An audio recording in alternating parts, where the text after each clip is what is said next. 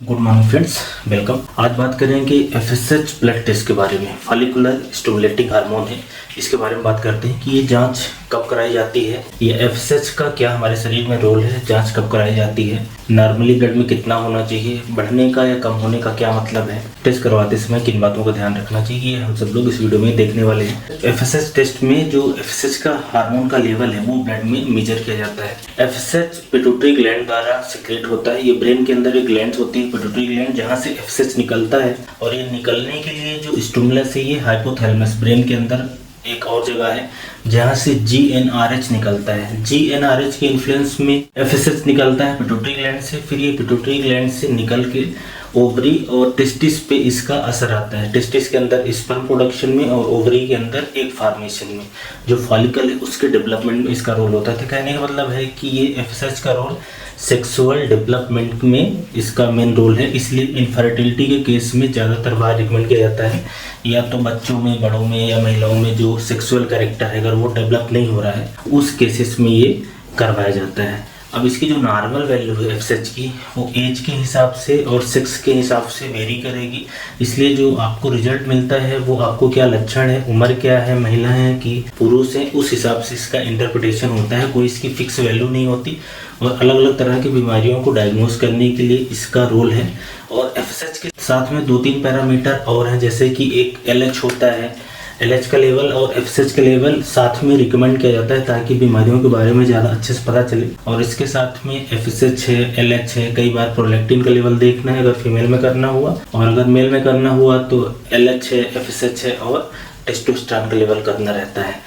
तो अब अगर बात करें कि नॉर्मल रेंज कितनी होती है इसकी बात करें तो एक मैं इमेज दिखा देता हूँ, उसमें आप देख लेंगे कि इतनी नॉर्मल रेंज रहती है। सबसे पहले अगर बात करें मेल की तो प्यूबर्टी से पहले, किशोरावस्था से पहले जो इसकी नॉर्मल वैल्यू होती है 0 से लेके 5 मिली यूनिट पर एमएल होती है। ड्यूरिंग प्यूबर्टी इसकी वैल्यू बढ़ती है, 0.3 से लेके 10 हो जाती है। और एडल्ट जो मेल होते हैं उसमें 1.5 से लेके 12.4 होती है। तो कहने का मतलब है कि जो एडल्ट मेल है उनकी एज के हिसाब से अलग वैल्यू रहेगी और फीमेल्स की अलग रहेगी। फीमेल्स की बात करें तो प्यूबर्टी के पहले 0 से लेके 4 मिली यूनिट पर एमएल, ड्यूरिंग प्यूबर्टी 0.3 to 10 हो जाती है। और फीमेल जिनमें मेंस्ट्रुअल साइकिल आती है उनकी अलग अलग जो साइकिल की स्टेज है, जो मेंस्ट्रुअल साइकिल की अलग अलग स्टेज होती है उसमें भी इसकी वैल्यू अलग अलग रहती है। तो जब मेंस्ट्रुएटिंग कोई फीमेल्स रहती है तो उसमें 4.7 से लेके 21.5 होती है और आफ्टर मेनोपॉज इसकी वैल्यू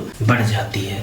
और अगर जो मेंस्ट्रुएशन रहता है फीमेल्स की बात करें उसमें भी फॉलिकुलर फेज में अलग है, मिड साइकिल में अलग है, ल्यूटियल फेज में अलग है, पोस्ट मेनोपॉज में अलग है। तो एक ये दूसरी इमेज देख लें जिसमें फॉलिकुलर फेज की अलग वैल्यू है, मिड साइकिल की अलग है, ल्यूटियल फेज की अलग है। इसलिए इनफर्टिलिटी के केस में जब ये कराया जाता है तो उसमें आपको रिकमेंड करा जाएगा कि आप इस दिन के लिए इस दिन पे कराएं। जब जो आपका महीना चलता है उसमें फिक्स डे आपको डॉक्टर द्वारा बताया जाएगा। यूजुअली सेकेंड या थर्ड डे पे इसकी वैल्यू को कराया जाता है। और दूसरे पैरामीटर जैसे कि एलएच है उसकी वैल्यू कितनी है, एलएच एफएसएच का रेशियो कितना है, प्रोलैक्टिन क्या है, ये सारे फिर मिला के इस बीमारियों के बारे में पता चलता है।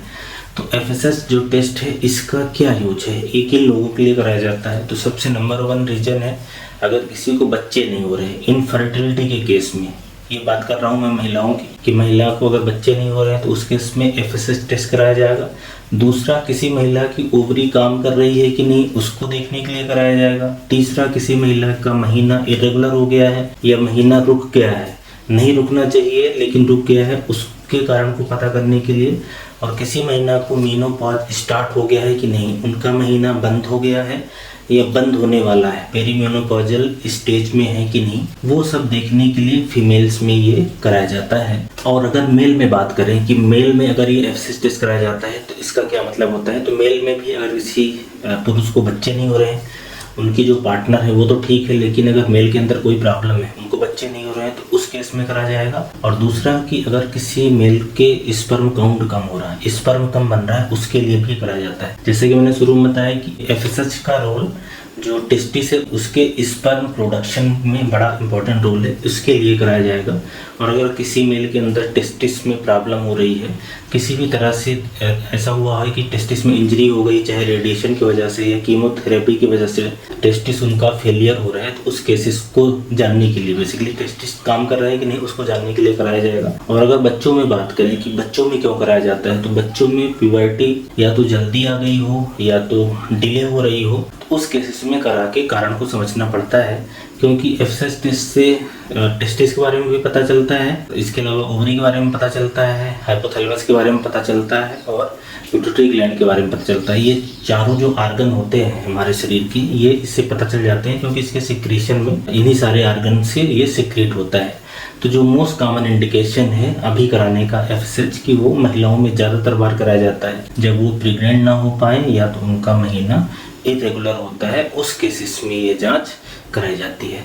अब अगर इसके सैंपल की बात करें कि किसी ने आपको एफएसएच टेस्ट लिख दिया है, एडवाइस कर दिया है, तो आपको सैंपल कैसे देना है और बाकी प्रिपरेशन की बात करें तो इसमें ब्लड से होने वाली ये जांच है। और इसमें जो सैंपल देने का टाइमिंग है, अगर किसी बच्चे में हो रहा है और किसी पुरुष में हो रहा है तो आप कभी भी दे सकते हैं, कोई प्रिपरेशन की जरूरत नहीं। लेकिन अगर किसी फीमेल्स के लिए दिया जा रहा है तो उसमें स्पेशली मेंशन रहता है कि आपको किस डे पे कराना चाहिए। कि आप जो मेंस्ट्रुअल साइकिल होती है नॉर्मली 28 दिन के अपन मानते हैं, किसी की कम ज़्यादा भी हो सकती है, तो उस डे को स्पेशली मेंशन रहेगा कि इस डे पे आप कराएं, ताकि उससे ही पता चलेगा कि ये फॉलिकुलर फेज में है, ल्यूटियल फेज में है, मिड साइकिल में है, ताकि उससे हमें पता चले। और अगर इस टेस्ट की प्राइस की बात करें कि अगर लैब में आप जांच कराते हो तो कितने में होगा, तो अगर एलएच टेस्ट अकेले कराओगे तो 300 से 400 के बीच में हो जाएगा। लेकिन अगर आप इसको एफएसएच के साथ कराओगे तो ये कोई 800-900 की होगी। और एलएच, एफएसएच और प्रोलैक्टिन ये तीनों कराओगे तो 1000 से 1200 तक की होगी। यूजुअली एलएच टेस्ट अकेले रिकमेंड किया नहीं जाता, इसलिए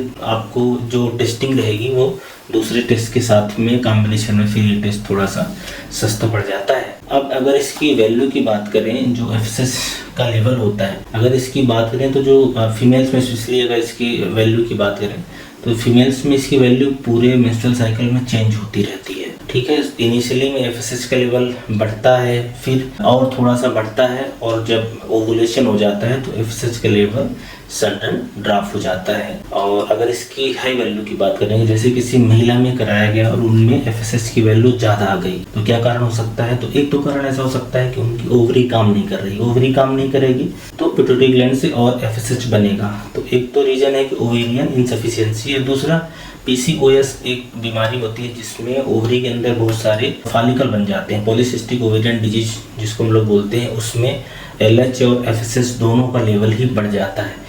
इसके अलावा ऐसी महिला जिनमें मेनोपॉज स्टार्ट हो गया है या तो स्टार्ट होने वाला है, उस कंडीशन में भी इसकी वैल्यू एफएसएच की काफ़ी बढ़ी हुई रहती है। और अगर ओवरी के अंदर कोई ट्यूमर है, ओवरी का जो फंक्शन है प्रभावित हो रहा है, या तो टर्नर सिंड्रोम एक बीमारी है फीमेल्स में जिसमें ओवरी अच्छे से डेवलप नहीं होती, तो उस कंडीशन में भी एफएसएच का लेवल बढ़ा हुआ रहेगा। कहने का मतलब है कि ओवरी के अंदर अगर अपना काम अच्छे से नहीं कर पा रही है तो बढ़ा रहेगा। और अगर महिलाओं में कम होने की बात करें कि एफएसएच की वैल्यू मान लो कम आ गई है एज और सेक्स के हिसाब से, तो क्या हो सकता है? तो एक तो पिट्यूटरी ग्लैंड में गड़बड़ हो सकता है जहां से ये एफएसएच निकल रहा है, और दूसरा हाइपोथैलेमस में ब्रेन के अंदर दूसरा एरिया जहां से जीएनआरएच निकलता है, वहां पे गड़बड़ हो सकता है। तो अगर पिट्यूटरी ग्लैंड ही नहीं निकाल रही है तो उससे फिर इसकी वैल्यू कम हो जाएगी।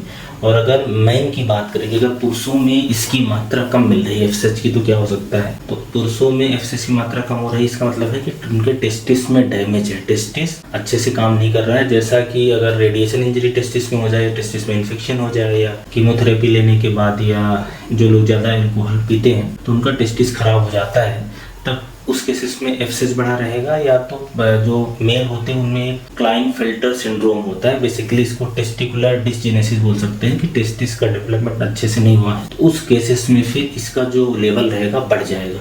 तो टेस्टिस खराब रहेगा तब भी बढ़ेगा, ओवरी खराब रहेगी तब भी बढ़ेगी। और मेल में अगर कम होने की बात करें तो जो फीमेल्स में रीजन थे जैसे कि पिट्यूटरी ग्लैंड या हाइपोथैलेमस के खराब हो जाने की कंडीशन में इसकी मात्रा एफएसएच की कम हो जाती है। ये जो एफएसएच ब्लड टेस्ट है इसका क्या मतलब है, कम होने का, ज़्यादा होने का क्या मतलब है, अब आप समझ गए होंगे, ऐसी मैं उम्मीद करता हूँ। धन्यवाद।